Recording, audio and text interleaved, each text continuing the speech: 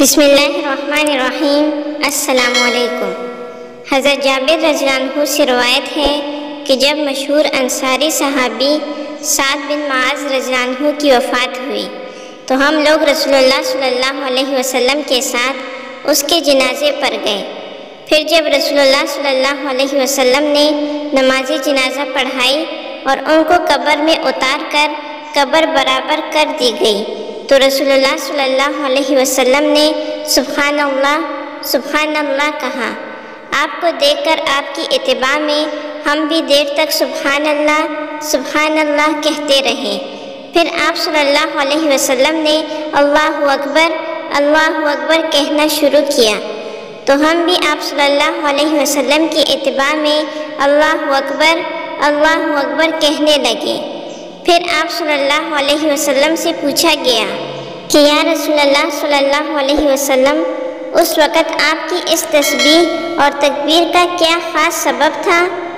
آپ صلی اللہ علیہ وسلم نے فرمایا کہ اللہ کے اس نیک بندے پر اس کی قبر تنگ ہو گئی تھی جس سے اس کو کوئی تکلیف تھی، یہاں تک کہ اللہ تعالیٰ نے تنگی کی اس کیفیت کو دور فرما کر کشادگی پیدا فرما دی اور اس کی تکلیف دور کر دی۔ توضیح: سعد بن معاذ رضی اللہ عنہ انصاری رسول اللہ صلی اللہ علیہ وسلم کے مشہور و ممتاز صحابہ میں سے تھے۔ غزوہ بدر میں شرکت کی فضیلت و سعادت انہیں حاصل تھی۔ 70,000 فرشتوں نے ان کے جنازے میں شرکت کی۔ آسمان کے دروازے ان کے لیے کھولے گئے۔ ان کی وفات پر رحمان کا عرش حرکت میں آ گیا۔ حضور صلی اللہ علیہ وسلم کے سینہ یاران پر ان کا وصال ہوا۔ حضور صلی اللہ علیہ وسلم نے اپنے ہاتھوں سے ان کے لیے قبر کھودی۔ ہر پاوڑے کی چوٹ پر ان کی قبر سے مشک کی خوشبو نکلتی تھی۔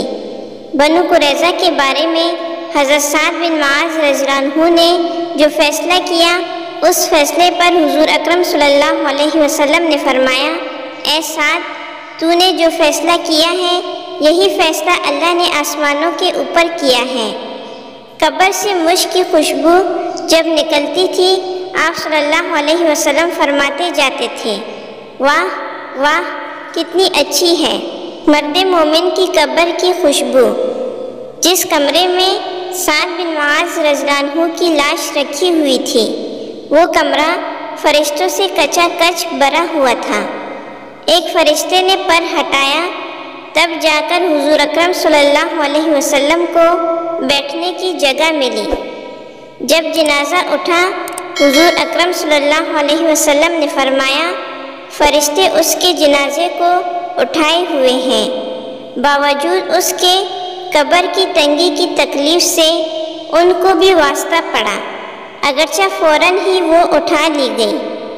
اس میں ہم جیسوں کے لیے بڑا انتباہ اور بڑا سبق ہے۔ اللہم ارحمنا، اللہم احفظنا، اے اللہ ہم پر رحم فرما، اے اللہ ہماری عذاب قبر سے حفاظت فرما۔ رسول اللہ صلی اللہ علیہ وسلم کی خدمت میں دومت الجندل کے امیر نے ایک ریشمی جبہ بھیجا تھا۔ صحابہ کرام رضی اللہ عنہم نے ایسا قیمتی اور شاندار جبہ بھی نہ دیکھا تھا۔ صحابہ اس کو بار بار چھوتے اور اس کی نرمی و نزاکت پر تعجب کا اظہار کرتے تھے۔ آپ صلی اللہ علیہ وسلم نے صحابہ کرام رضی اللہ عنہم کے اس عمل کو دیکھ کر فرمایا: کیا تم کو یہ بہت اچھا معلوم ہو رہا ہے؟ جنت میں سعد بن معاذ رضی اللہ عنہ کے رومال اس سے بہت زیادہ نرم و نازک ہے۔